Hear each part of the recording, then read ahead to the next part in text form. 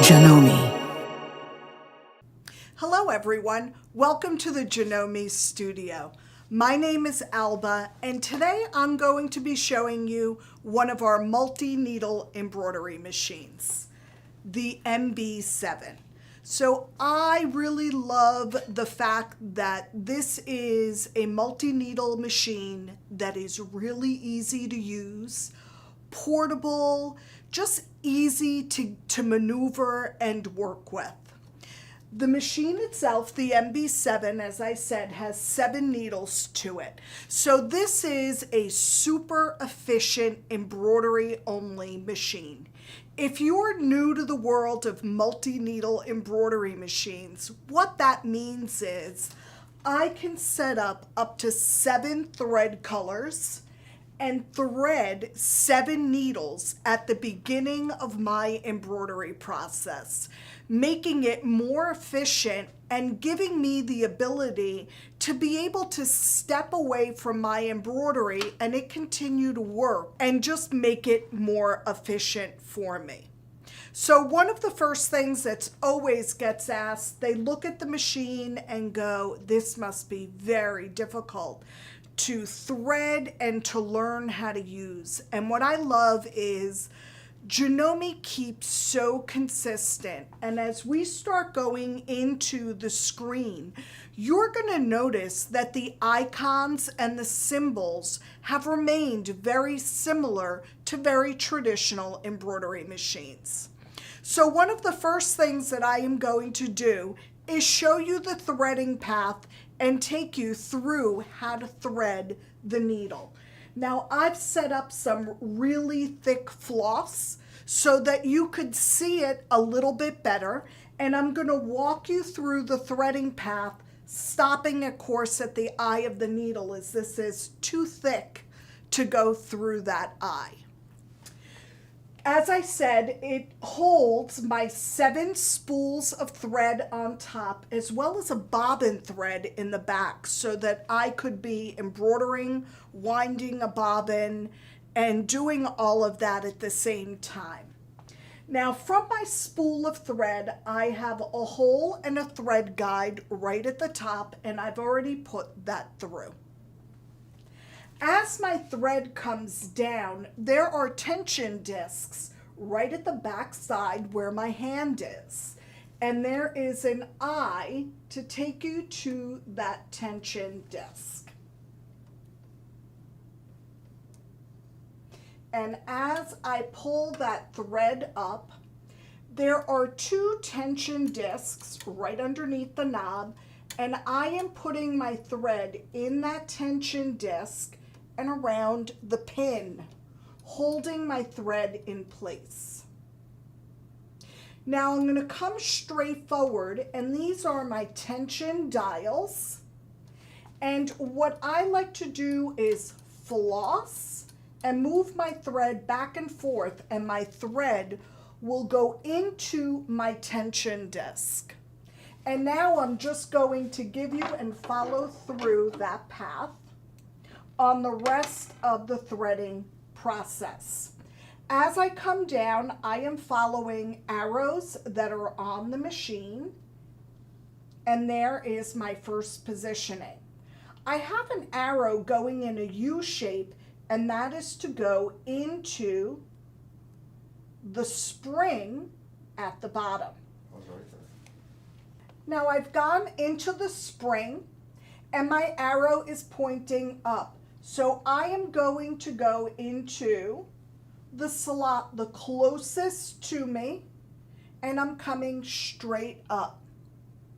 Now logically, my take-up lever is going to be the next position that I'm threading. And my arrow is pointing down, so I am going to come down. And I'm going to follow the hole and the path that the machine is having me go in. And I'm just going to trim this thread because it's wanting to shred. This typically is not thread that you would be using on this machine.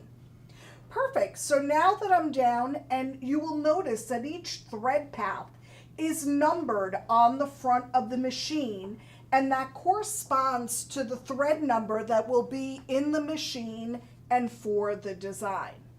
Now my next part, right at the top of the needle, is a thread guide, and that's going to hold it. Now I said this is very thick thread, so I'm going to skip the eye of the needle, but we're going to pretend this is in the eye of the needle.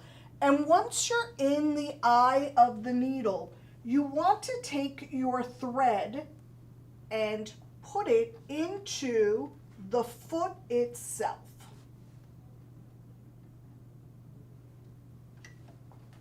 And then you have a spring up top to hold your threads and keep them neatly out of the way. And that is threading that MB-7. It looks a lot scarier than it actually is. It's a very simple process, and when you're straight on in front of the machine, the arrows really guide you towards that threading process. One of the things that I really like about the machine, and I'm going to remove that thread, is the fact that it is a complete free arm, meaning all of my area around my machine are completely open. I'm showing the machine on the Ava cabinet, which is an additional purchase to the machine. Ask your dealer about that.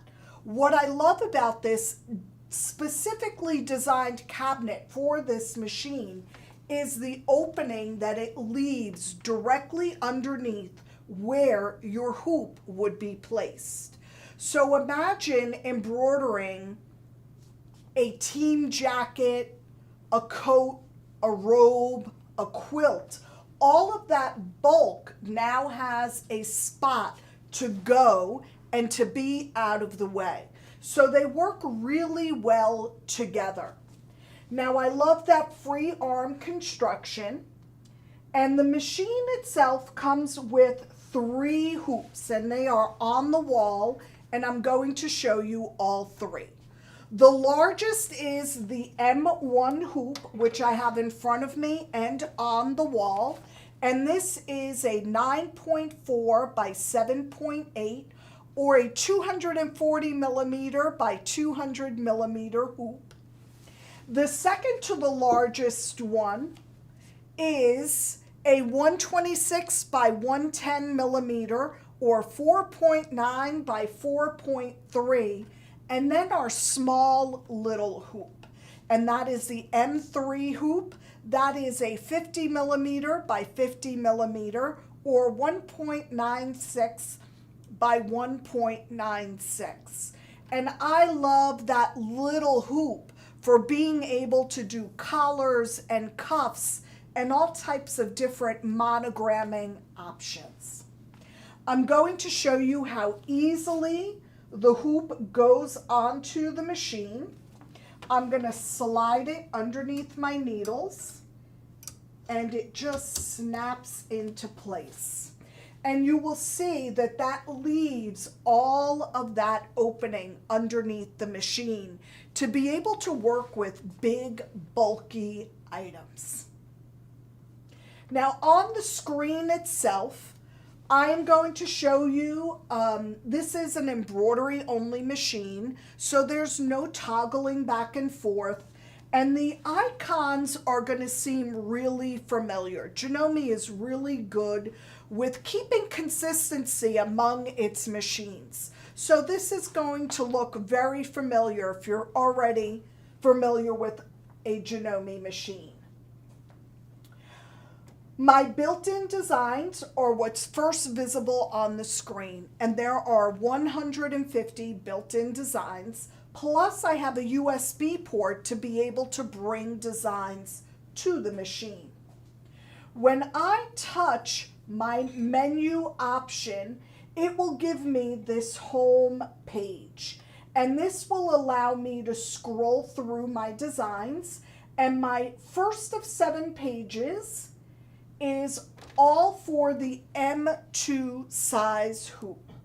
all of the designs are grouped together by size. And I love that. The next group of designs are for the M1 hoop, the one that I have on the machine. And then it will go to the small M3 hoop. So I love that the designs are grouped together by size. I hate when you fall in love with a large design and you're trying to put it in a small space. So I like that that is done. I'm going to open up one of the designs, and of course my hoop will come into center. I just allows you for that ease of use. Now on my screen, I am getting typical information. I'm able to see my design and able to see my colors along with the design information. So this design is 4.2 by 4.9 inches. It will take approximately 27 minutes to stitch, and it is 5 colors in choice on here. It is a total of 12,077 stitches. So all of the vital information that I need is right here on that screen. One of my options that I have is this one right here. It is a spool of thread with a number 4/8. And this is going to toggle me to, do I want to see my embroidery design picture larger and only see my first 4 colors of the design? Or do I want to make my design picture smaller and see my first 8 colors of the design? So I like being able to change that view and be able to get a really good look at what I am doing. Now on my screen, it will put everything in a sequential order. Needle number 1 will stitch first. Needle number 2 will stitch second. Needle number 3 will stitch third. But I have the option of changing that because my needle number 1 has no thread on it.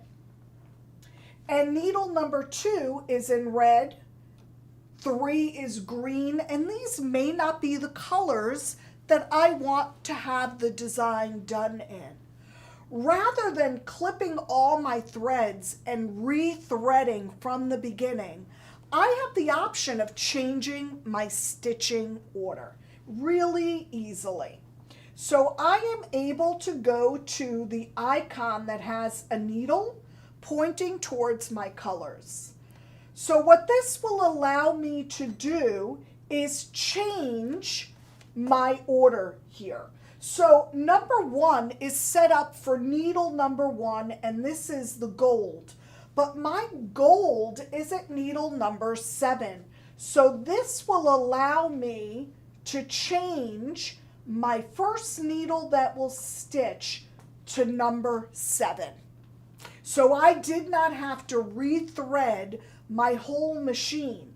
Now I am going to arrow down and highlight the second color, which is blue. If this were threaded, I would need to make that number 1.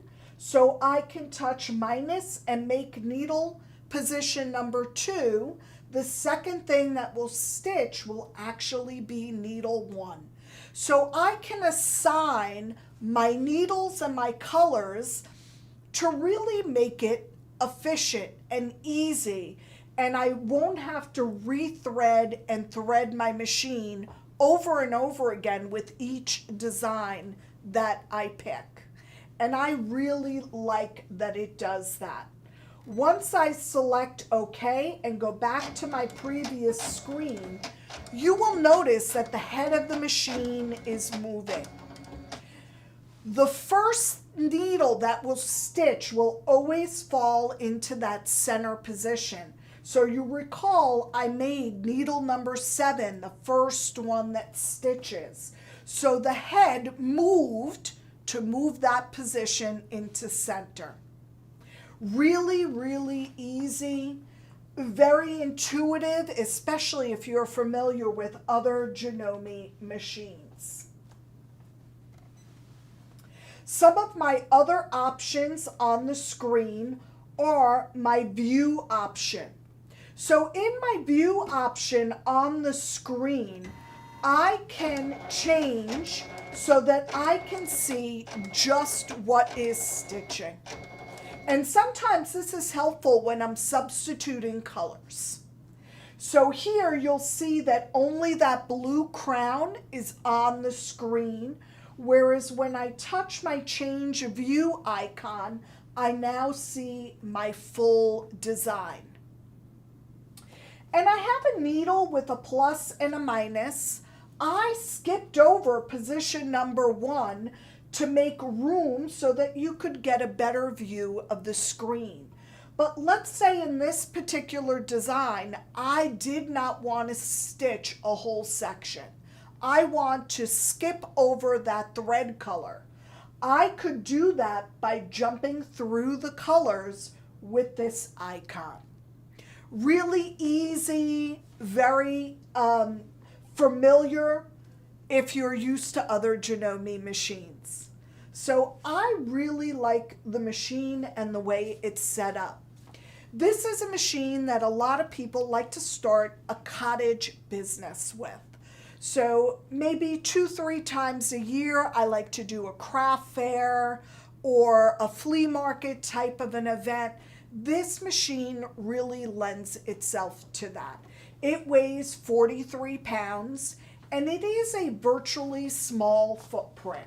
So when I remove the hoop and you really look at that side profile and the size of the machine, it is an easy machine to pick up, to handle. It is a total of 43 pounds, and I could handle that easily if I did need to move it from my home to be able to go to a kiosk type of a setup or a craft fair or that type of setting. So I like the fact that it really has industrial-like features in a home machine comfortable type of setup. I love the fact of how portable it is and just the ease of the use of it. Now, I do want to go over, I mentioned that 3 hoops come with the machine, but I wanted to show you the bobbin area. And I am removing my bobbin. And this is a metal bobbin that holds a lot of thread. So I like the fact that it is not a standard sewing machine bobbin. It does hold approximately double the amount of thread. Very easy to thread, and because of how open this is, look at how easy it was for me to change the bobbin and put another one in. And it has that protective dust cover. One of the items that I like to mention for an optional purchase and to consider was the Ava cabinet. Now I'm going to give you a really good look at the cabinet. Now, I mentioned this Ava cabinet several times, and I wanted to give you a really good look at it. I believe it's a perfect companion piece for the MB-7. So on the side, you'll notice that I have lots of storage for large spools of thread. This will hold 32 king-size spools of thread and give you plenty of room and easy access to them. You'll notice the top of the table, I have lots of empty room and lots of space to put my hoops, to hoop my fabric, and to get ready for my project to be embroidered. As I come over to the front, I wanted to show you how beautifully that pulls out and holds another 48 spools of mini king size spools of thread. Plus, as you could see, there's lots of other storage compartments on the front. Now, two other things that I am going to share with you are also optional items, but I think you'll really be impressed by them. One is the baseball cap hoop. And this hoop allows you to embroider on a baseball cap very easily. And I'm going to show you the underside as well. You're using a sticky stabilizer to secure your baseball cap, and you're able to put that on the machine the same way you do any other hoop. I really enjoy doing baseball caps. My friends and family often ask me to embroider personalized caps for them, and this will allow you to do that. Now, I had mentioned before working with big, bulky items, and it's not unusual for me to do really thick, heavy terry robes. And this is another optional item. It is called the MB-7 support table. And this simply goes around that free arm area. That way, when your hoop is holding something very heavy, it will support and eliminate any vibration that you may have. I really want to thank you for sharing your time with me. I hope you got a really good idea of what the Janome MB-7 is all about. I'd like you to reach out to your dealer and check on the different pricing and finance options that are available to you. And most importantly, don't forget to tell them Alba sent you. Bye-bye.